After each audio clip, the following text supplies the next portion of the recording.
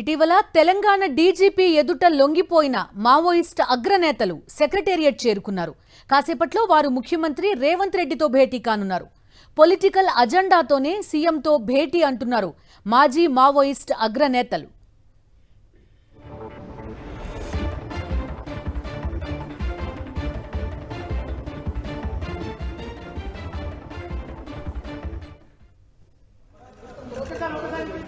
Sir ఒక్కసారి sir sir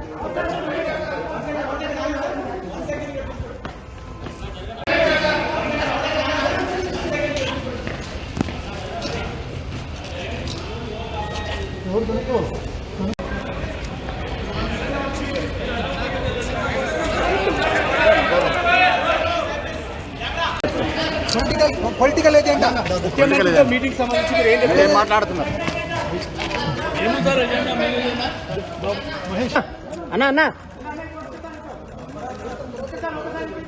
sir ఒక్కసారి sir sir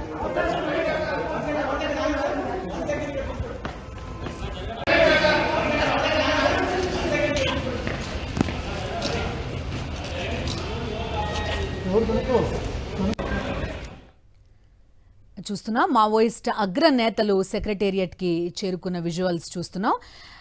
Telangana DGP Shivadhar Reddy ఎదుట లొంగిపోయారు మావోయిస్టులు. అడవిలో ఉన్న ఈ అన్నలు ప్యాంటు షర్ట్లు వేసుకుని ఆయుధాలు వదిలేసి టక్ చేసుకుని సెక్రటేరియట్లోకి వెళ్తున్న ఈ దృశ్యాలు కొంత ఇంట్రెస్టింగ్గా కనిపిస్తున్నాయి.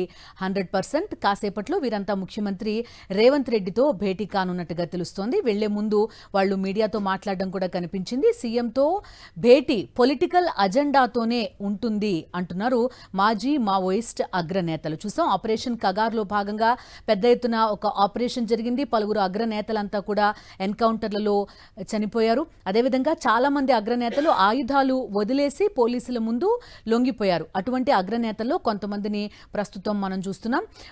మార్చ్ 2026ని ఆపరేషన్ కగార్కి తుది తేదీగా కూడా కేంద్ర ప్రభుత్వం నియమించుకున్న పరిస్థితి. అయితే తెలంగాణ ప్రభుత్వం ఒక డిఫరెంట్ అప్రోచ్తో వెళ్తున్నామనే అంశాన్ని ప్రొజెక్ట్ చేస్తున్నారు గత కొంతకాలంగా. ఇందులో భాగంగానే ప్రస్తుతం సెక్రటేరియట్కి వెళ్లారు. కాసేపట్లో సీఎంతో భేటీ అయ్యే అవకాశం ఉన్నట్టుగా కూడా తెలుస్తోంది. సెక్రటేరియట్ నుంచి జాయిన్ అవుతున్నారు మా కరెస్పాండెంట్ శేఖర్. ఈ విజువల్ కొంత ఇంట్రెస్టింగ్గా కనబడుతోంది. ఎందుకంటే వీళ్ళంతా కూడా అడవుల్లో మావోయిస్ట్ యూనిఫామ్లో కనిపించే వాళ్ళంతా పుస్తకం పట్టుకుని ఒక ప్యాంటు షర్ట్ వేసుకుని టక్ చేసుకుని సెక్రటేరియట్కి రావడం అనేది కొంత ఇంట్రెస్టింగ్గా కనబడుతోంది. At the same time Telangana ప్రభుత్వం మావోయిస్టుల విషయంలో ఒక డిఫరెంట్ అజెండాతో వెళ్ళింది. ఒక సేఫ్ పాసేజ్ ఇచ్చే విధంగా వ్యవహరించింది అనేది కొంత మీడియాలో కొంతకాలంగా ప్రొజెక్ట్ అవుతుంది. ఎట్లా చూడొచ్చు? పొలిటికల్ అజెండాతోనే ఈ భేటీ అంటున్నారు. ఏంటి వివరాలు?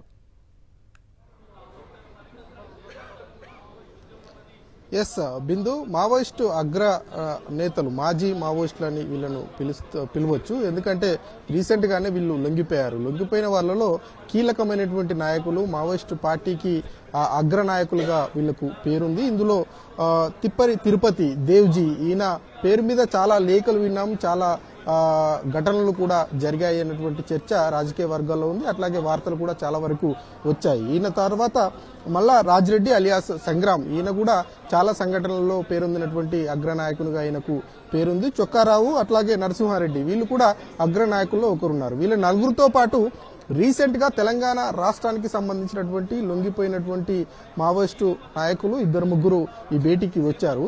దేవ్జీ ఒక ప్రకటన చేశారు.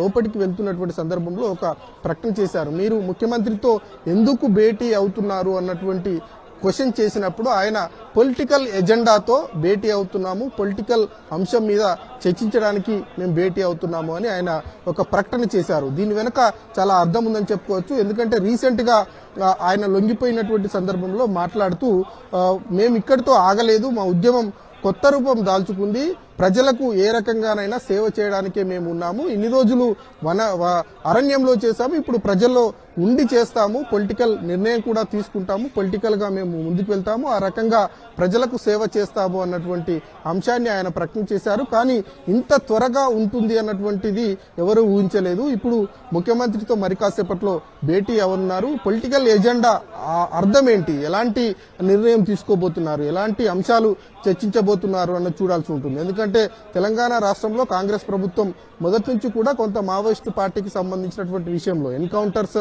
విషయంలో కొంత ఎక్కువగా ఆసక్తి చూపలేదు. లొంగుబాటుకు సంబంధించినటువంటి అంశం మీదనే ఎక్కువగా ఆసక్తి చూపింది. దేశవ్యాప్తంగా అన్ని రాష్ట్రాలతో పోలిస్తే తెలంగాణ రాష్ట్రంలో మావోయిస్టు లొంగుబాటు సంఖ్య ఎక్కువగా ఉంది. వాళ్ళతో గతంలో కూడా 2004 నుంచి 2009 మధ్యలో జరిగినటువంటి చర్చలు కావచ్చు, ఆ తర్వాత మావోయిస్టు నాయకులు లొంగిపోయినటువంటి విషయంలో తెలంగాణ రాష్ట్రం టాప్ 1లో ఉంది. వాళ్ళతో సానుకూలంగా చర్చలు జరుపుతున్నటువంటి విషయము. ఎన్కౌంటర్స్ విషయంలో చాలా అగ్రెసివ్ గా వెళ్ళలేదు తెలంగాణ పోలీసులు కావచ్చు, తెలంగాణ రాష్ట్రంలో అధికారంలో ఉన్నటువంటి ప్రభుత్వాలు కావచ్చు, చాలా అగ్రెసివ్ గా వెళ్ళలేదు. కేంద్ర ప్రభుత్వం మావోయిస్టుల విషయంలో చాలా అగ్రెసివ్ గా వెళ్ళింది. ఎవరు కనిపించినా కాల్చి చంపేయాలి అన్నటువంటి ఆదేశాల దిశగానే ముందుకు వెళ్ళింది. రీసెంట్ గా శేఖర్, అంటే ఛత్తీస్గఢ్ లో చూసాము, ఏపీ పొలిటికల్ అజెండా అంటే ఎలాంటి అర్థం తీసుకోవాలి దీంట్లో? అంటే ఏం చెప్తారంటే వాళ్ళు కొంతకాలంగా జనం మధ్య ఉన్న సమస్యలు కానీ, లేకపోతే కొంత ఈ గిరిజనులు కానీ, ఆదివాసీలు కానీ వీళ్ళు ఎదుర్కొంటున్న ప్రాబ్లమ్స్ కానీ చూసుంటారు ప్రత్యక్షంగా. అలాంటి అంశాలు ఏమన్నా పెట్టే అవకాశం ఉందా సీఎం ముందు, డిమాండ్స్ కానీ? లేదంటే ఏమన్నా వీళ్ళు ప్రత్యక్ష రాజకీయాల్లోకి వచ్చే అవకాశం ఉందా? ఎలా చూడొచ్చు దీన్ని? రైట్.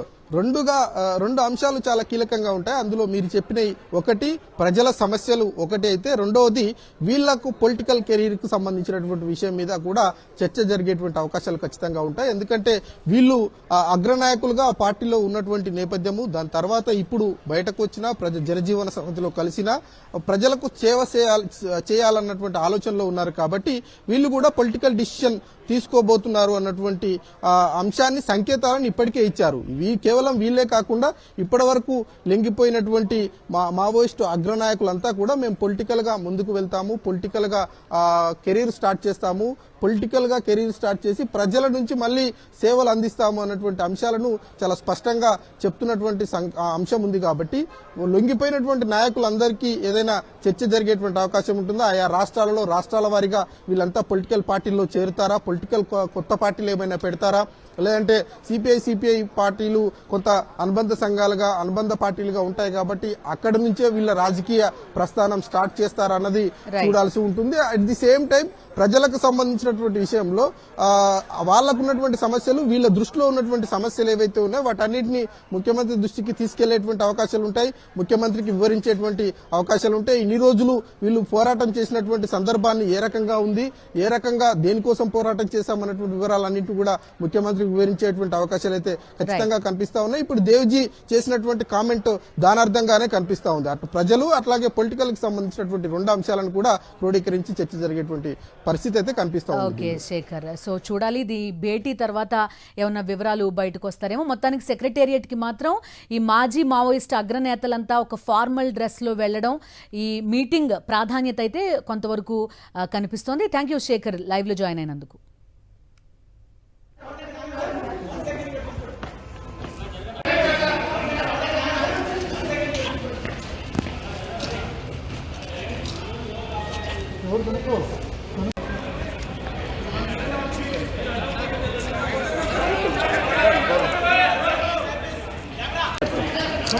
పొలిటికల్ ఏజెండా ముఖ్యమంత్రితో మీటింగ్ సంబంధించి